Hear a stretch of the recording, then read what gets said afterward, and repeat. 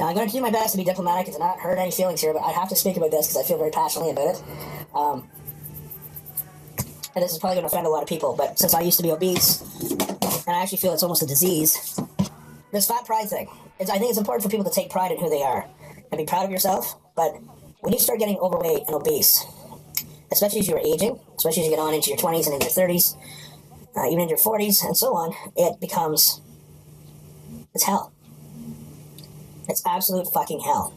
And you feel like you're trapped within your own body, and it's very hard to break out and escape. It's very, very hard. And it's hell. And overweight people are depressed. Prideful about being fat and glorifying, gluttonous eating and being unhealthy, because you know what?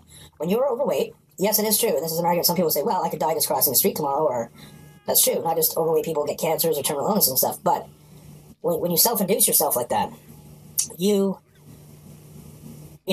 I guess one of the things that fueled me when I had to make some changes and got me up in the morning to go work out, it was my love for my family. And that's what got me going. Like, when you look at your kids or your spouse or whatever, and you say, I love you, how can you really love them when you don't even love yourself? A lot of people will come up with the excuses like, well, I don't have any time, I have to come last. Well, that's not true. To be the best you can be, you should put yourself as a priority sometimes, especially when it comes to your health. And, it's important, like, as we age, our health has to have a position somewhere. It needs attention. It needs care. You can't keep neglecting, because when you're overweight, I'm not going to get into all the physiological things and the hormonal disruption and everything that goes on, but it's a vicious cycle that just keeps getting worse and worse and worse, and all the good hormones in our body are depleting. We don't produce them as much when we become obese. It just gets worse and worse. It's like you're in quicksand. You're in fucking quicksand and you're fucking dying. And you're not happy. And I often use the pie chart of happiness diagram, and I say, okay, well, if you could have all these things, if you had $500,000 in your bank account, if you had a good relationship, if you had all these things, but if you're really overweight, you're not going to be happy. My trigger was during when I was getting measured for my wedding, and I had to get my weight done, my waist done, and all this stuff. It was just shocking how fat I was. And I tried for a few years. I kept falling off the wagon. I get sick, I get hurt. Then the final catalyst that got me back on board, and on board for good, is in my bathroom where I shaved the counter. I was like 3 feet away from the counter because my gut was so fucking big. And I looked in the mirror and I said, what the fuck happened to you? Where did the guy go that had this passion for exercise and living good in his teenage years and his early 20s? And for me, that was all it took. I'm thinking, man, how can I tell anyone that I love them when I don't even fucking love myself? This fat pride thing, it's disgusting. It's revolting. I'm not saying fat people are disgusting or revolting. It's just the thought behind it, saying, hey, I abuse myself. I don't take care of myself. I'm going to die prematurely. Who gives a fuck about my family? It revolts me. It's disgusting. And my relationship with overweight people is usually one of two things. A part of me wants to sit down with them, put my arm around them, and say, I understand. I know what it's like. It's hell. How can I help you? But then there's another part of me who is a believer in tough love. Last summer I was at a fair outside the town I live in, and I'd never seen so many people walking around who are overweight eating poutine. Now, to my American friends, if you don't know what poutine is a French-Canadian delicacy, and it tastes quite good, but it's French fries with cheese curds with gravy over top, and it melts the curds on the French fries. And you can imagine how unhealthy that is, but people eat that on a fairly regular basis. And I want to go around slapping it out of people's hands, but I didn't want to get charged. Or putting people's faces in it or whatever. And it just angers me so much.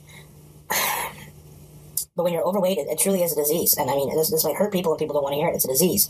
Your quality of life sucks. You have no fucking energy and it only gets worse. Your interest in sex diminishes and it only gets worse. You don't have energy to get up and do things with your kids, to go out and play ball or whatever. Do anything that's physically active. You just want to sit on the fucking couch and watch TV or play fucking video games. Well, you might fool yourself for a while that that's fucking living, but it's not. But in the end, you can come up with all these excuses. Excuses are easy. Excuses are there. You can grab them anytime. But they don't work. Excuses don't fucking work. So for me, I said, okay, I have to move in an opposite direction or I'm going to fucking die. I'm going to fucking die. There's no way I'm going back. And it's tough. It's a hard road. I've been at it 2 years, and I've put on a lot of muscle mass. I've lost a lot of body fat, but I still have some parts of fat on my body. And it's just one of those things. It's just so. First off, if there's nothing to have pride about it being overweight, yes, you're a good person underneath, but don't have pride because you abuse yourself and you don't take care of yourself and you don't give a shit about your family. Get help, but get proper help. Like, don't go to people who don't know what the fuck they're talking about. And I get so outspoken sometimes on Facebook. I see when people make posts about, I'm looking to lose 25 pounds. What should I do? And then all these people come out of the fucking woodwork and they start fucking talking. And it's like, man, They have no idea what they're talking about. Fucking eating lemonade and cookies. Like, shut the fuck up. It's like that Limp Bizkit song. Just shut the fuck up. Just shut the fuck up.